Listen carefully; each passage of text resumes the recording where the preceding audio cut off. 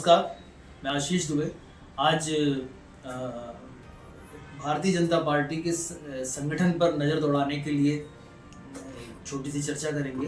Bharatiya Janata party की मध्य प्रदेश की जो इकाई है वो संगठन चुनाव की प्रक्रिया से गुजर रही है। ये संगठन के जो चुनाव हैं, इनके चुनाव के जो गर्व में सबसे बड़ी बात छुपी है वो ये कि मध्य प्रदेश में सत्तारूढ़ भाजपा का प्रदेश अध्यक्ष कौन होगा इस संगठन चुनाव में।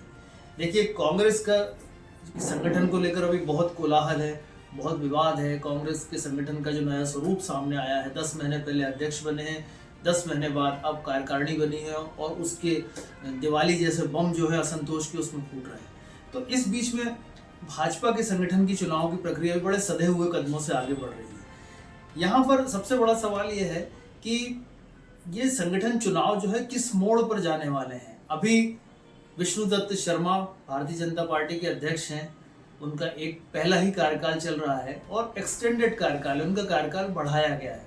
तो तकनीकी रूप से वो दूसरा कार्यकाल लेने के लिए सक्षम है नियम और के मुताबिक। लेकिन सबसे बड़ी बात जो ये है इसमें सामने आती है वो ये है कि Bharatiya Janata party step by step आगे बढ़ रही है। वो अभी उसने सदस्यता अभियान चलाया, अब सक्रिय सदस्यता अभियान चला रही है जो इस महीने के आखिरी तक चलेगा। उसके बाद फिर जिला अध्यक्ष जो है वो अपना काम करेंगे इस मामले को लेकर के, और 20 तारीख तक बूथ अध्यक्षों का चुनाव हो जाएगा। बूथ के बाद मंडल और उसके बाद अलग स्टेप। तो ये 20 नवंबर जो है भारतीय जनता पार्टी के बूथ अध्यक्षों के हिसाब से महत्वपूर्ण है। ये एक बड़ी सीढ़ी भारतीय जनता पार्टी चढ़ेगी मध्य प्रदेश में। लेकिन 23 नवंबर जो है अनाधिकारिक रूप से सबसे महत्वपूर्ण है इस पूरे संगठन चुनाव में। और वो संगठन चुनाव सिर्फ मध्य प्रदेश के लिए नहीं बल्कि पूरे देश के लिए सबसे महत्वपूर्ण है भाजपा के संदर्भ में। क्योंकि देखिए, महाराष्ट्र के चुनाव के परिणाम तब तक आ चुके हो और महाराष्ट्र के चुनाव परिणाम आने के बाद भारतीय जनता पार्टी का जो शीर्ष नेतृत्व है, हम शीर्ष नेतृत्व की जब बात करते हैं तो सीधे अमित शाह और नरेंद्र मोदी का नाम आता है। जेपी नड्डा या ये सब चीज़ें उसके बाद के क्रम में आते हैं।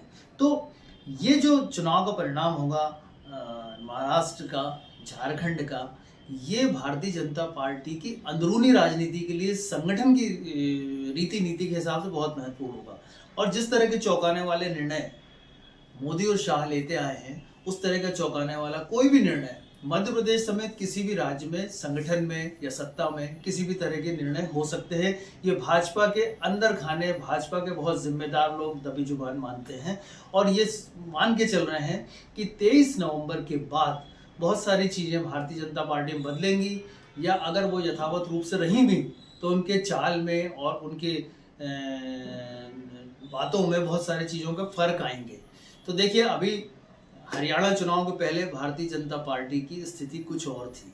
हरियाणा में जो नतीजे आए, उस नतीजे के बाद भारतीय जनता पार्टी का जो नेतृत्व है, भारतीय जनता पार्टी के जो शीर्ष लोग हैं, उनकी बॉडी लैंग्वेज बदली है, उनका जो है दूसरे तो राजनीतिक रूप से, सियासी तौर पे, प्रशासनिक रूप से सारी जो है सुरताल बदले हैं। तो ये जो है, अगर महाराष्ट्र का चुनाव भाजपा के फेवर में होता है तो यहाँ भी मध्य प्रदेश में भी लोग मान के चलते हैं कि बहुत सारी चीज़ों में परिवर्तन होगा। तो भारतीय जनता पार्टी का संगठन चुनाव जो अभी चल रहा है यहाँ पर, उसको हम इस नज़रिए से भी देख सकते हैं। क्योंकि अभी भी 20 तारीख तक जो भारतीय जनता पार्टी नवंबर तक कर लेगी, उसके बाद जो भी कुछ होगा वो 23 नवंबर के बाद अपने आप होगा और बहुत सारे निर्णय होंगे। भाजपा के अंदर खाने भी मानते हैं और ये इसलिए दिलचस्प है कि भारतीय जनता पार्टी 20 साल से मध्य प्रदेश में सत्ता में है, तो उसकी हर हरकत, उसकी हर निर्णय, उसके हर काम, उसके हर इवेंट लोगों की नज़र में होते, सियासी तौर पे खास तौर पे होते हैं। तो कांग्रेस में जीतू पटवारी जिस तरह से संघर्ष कर रहे हैं, वैसी स्थिति कम से कम भारतीय जनता पार्टी में अभी नहीं है। लेकिन संगठन चुनाव के इस पहले दौर के बाद और 23 तारीख को चुनाव परिणाम के बाद ये राजनीतिक जो परिदृश्य है किस तरह बदलेगा, इसकी कल्पना भर की जा सकती है।